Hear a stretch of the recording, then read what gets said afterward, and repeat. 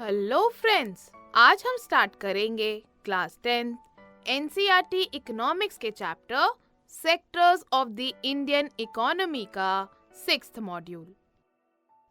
Friends, पिछले module में हमने पढ़ा था कि टर्शरी सेक्टर का कंट्रीब्यूशन हमारी इकोनॉमी में सबसे ज्यादा क्यों है। फ्रेंड्स, आज इस मॉड्यूल में हम पढ़ेंगे Where are most of the people employed?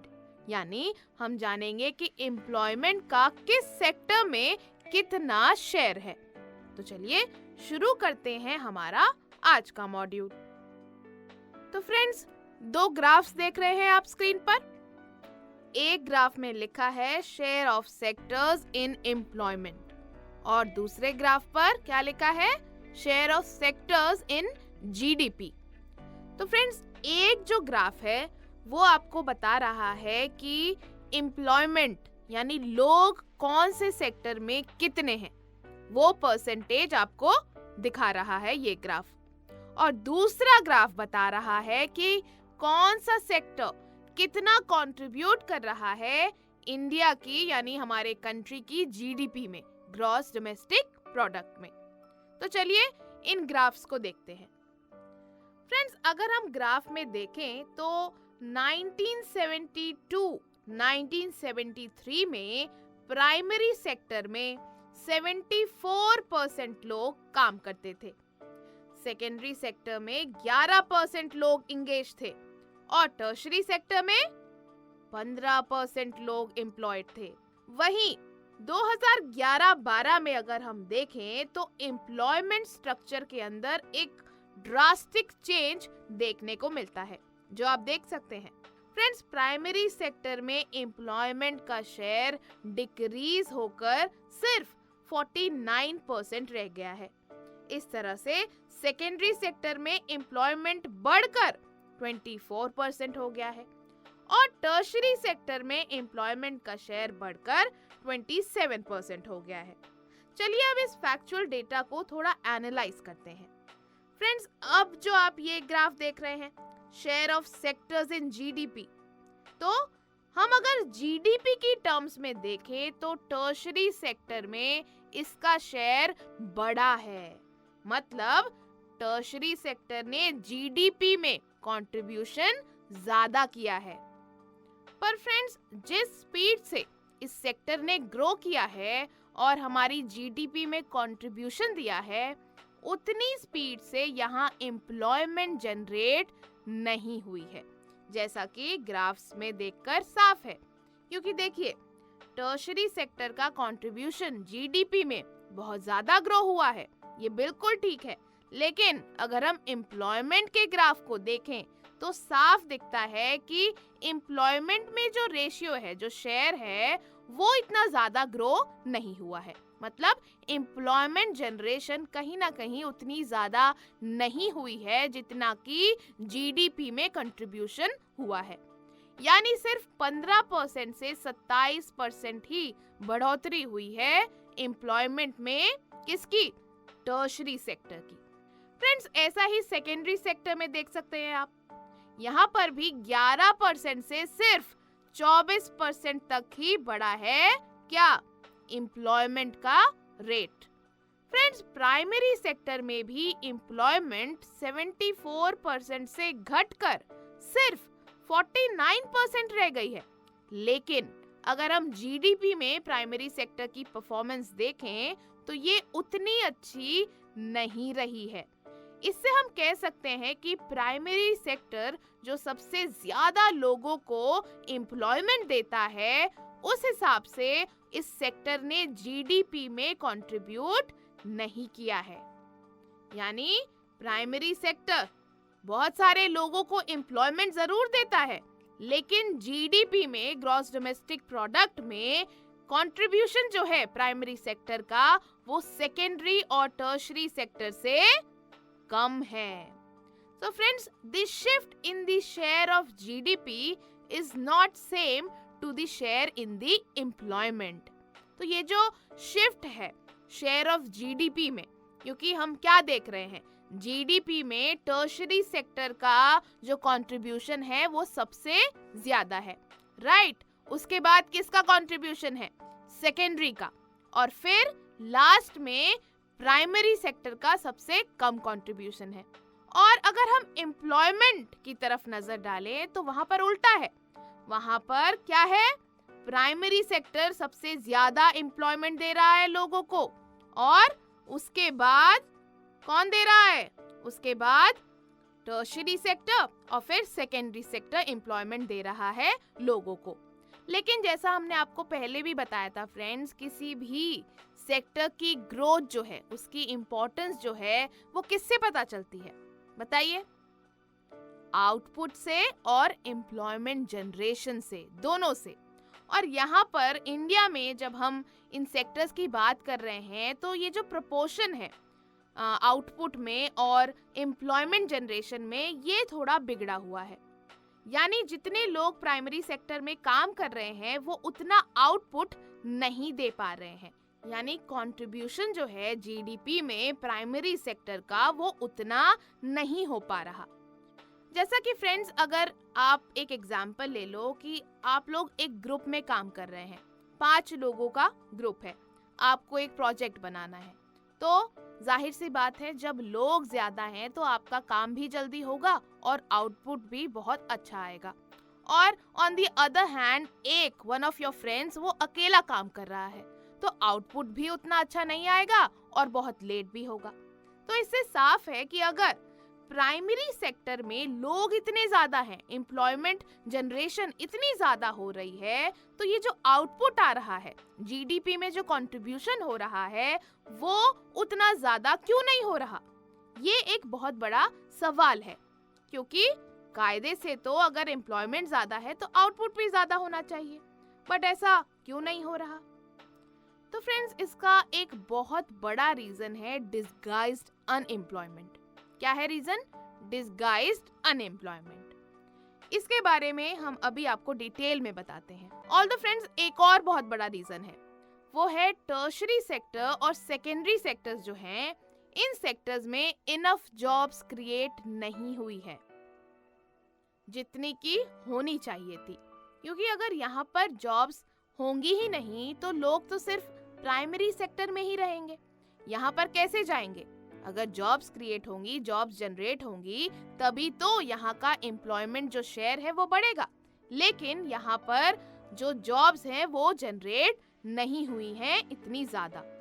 साथ ही फ्रेंड्स, ये भी एक रीजन है कि जैसे टर्शियरी सेक्टर है, यहाँ पर स्किल, एजुकेशन, इन सब की जरूरत ज्यादा होती है।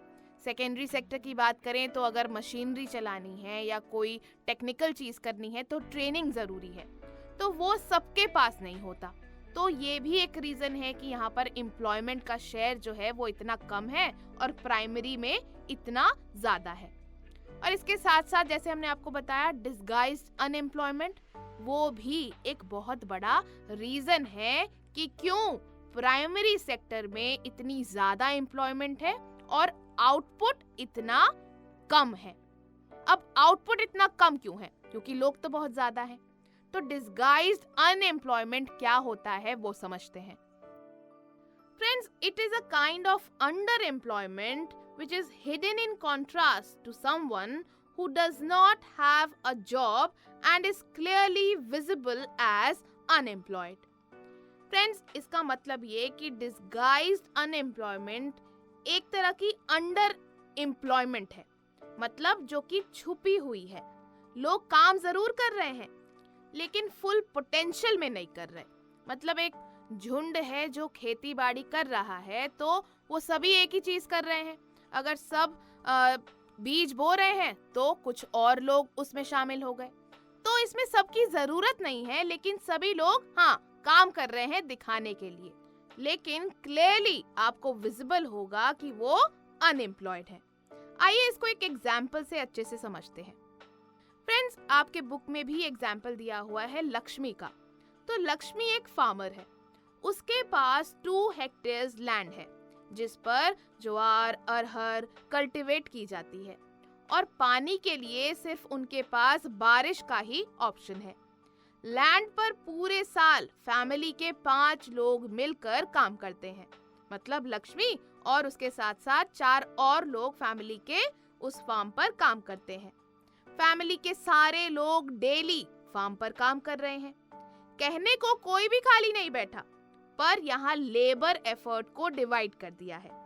लाइक कोई मिट्टी खोदेगा, कोई सीड्स बोएगा, इस तरह से काम को डिवाइड कर दिया है। कोई आपको खाली बैठा नहीं दिखेगा, यानी काम डिवाइड हो गया है। बट अगर इसमें से हम कुछ लोगों को हटा भी लेते हैं तो कोई फर्क नहीं पड़ेगा।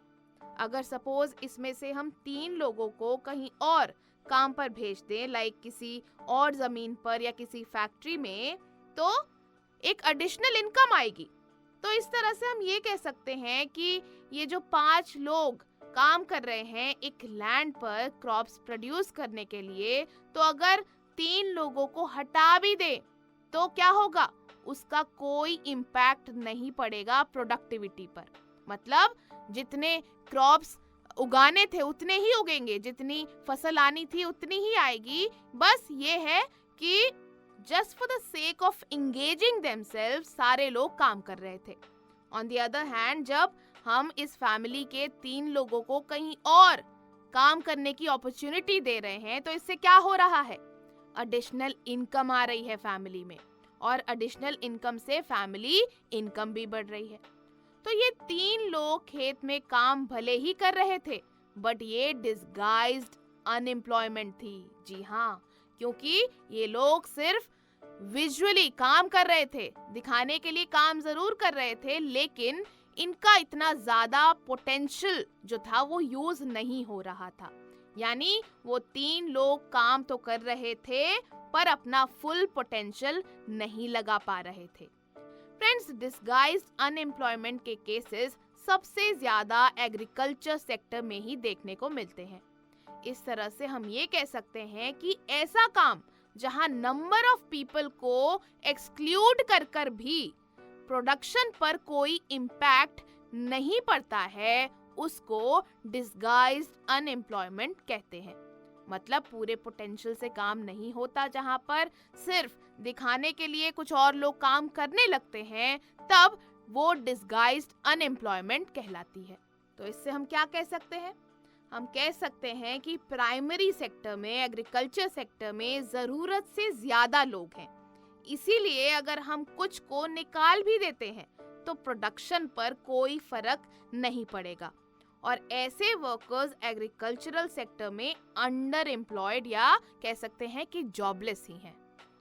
फ्रेंड्स, हमने आपको अभी बताया कि ये जो डिस्गाइज्ड अनएम्प्लॉयमेंट है ये मेनली एग्रीकल्चर सेक्टर में देखने को मिलती है, यानी रूरल एरियाज में ही ज्यादातर देखने को मिलती है। लेकिन फ्रेंड्स, ये अंडर एम्प्लॉयमेंट अर्बन एरियाज में भी देखने को मिल सकती है और अदर सेक्टर्स में भी देखने को मिल सकती है। जैसे सर्विस सेक्टर में ऐसे हजारों वर्कर्स होते हैं जो डेली एम्प्लॉयमेंट की सर्च में निकलते हैं, जैसे पेंटर्स हो गए, प्लम्बर्स हो गए और रिपेयर पर्सन्स हो गए। इनमें से बहुत से लोगों को हर दिन काम नहीं मिलता है और ये लोग बहुत कम ही अर्न कर पाते हैं। और फ्रेंड्स, ऐसा वो इसीलिए करते हैं क्योंकि उनके पास बेटर अपॉर्चुनिटीज नहीं होती। तो समझ आया आपको, ये जो शिफ्ट है, ये जो हमने आपको एम्प्लॉयमेंट का शेयर बताया, जीडीपी का शेयर बताया, इसमें इतना डिस्प्रपोर्शन क्यों है?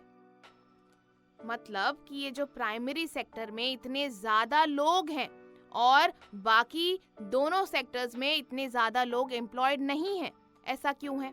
और ये भी समझ आ गया कि जीडीपी में कंट्रीब्यूशन प्राइमरी सेक्टर का इतना कम क्यों है और सर्विस सेक्टर और सेकेंडरी सेक्टर का ज्यादा क्यों है। मेन रीजंस क्या हैं? क्योंकि टर्शरी और सेकेंडरी सेक्टर एक तो इतनी ज्यादा जॉब्स क्रिएट नहीं कर रहा और इसके साथ साथ डिस्गाइज्ड अनएम्प्लॉयमेंट भी एक बहुत बड़ा रीजन है इन तमाम चीजों के पीछे। तो हमने क्या पढ़ा? Let us revise once again. So friends, the share of the primary sector in GDP of the country was 74% between 1972-73 and 49% in 2011-12. The primary sector continues to be the largest employer even now. And why is it so? Let us know. So friends, the secondary and tertiary sectors have not created enough jobs to enable a substantial number of people to migrate from agriculture to these sectors.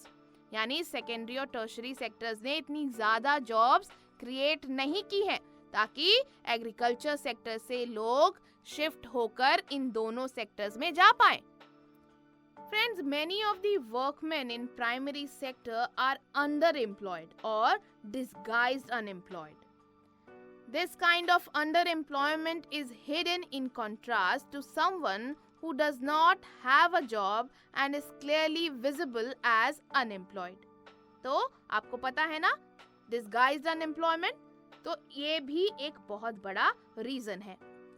साथ ही friends, disguised unemployment also occurs in urban areas and other sectors. तो friends, ये था हमारा आज का module जिसमें हमने समझ लिया कि where are most of the people employed, यानी कौन से सेक्टर में कितने लोग एम्प्लॉयड हैं, और साथ ही उसके पीछे जो रीजंस हैं वो भी हमने जान लिए. तो अब हम इसकी एक्सरसाइजेस करते हैं.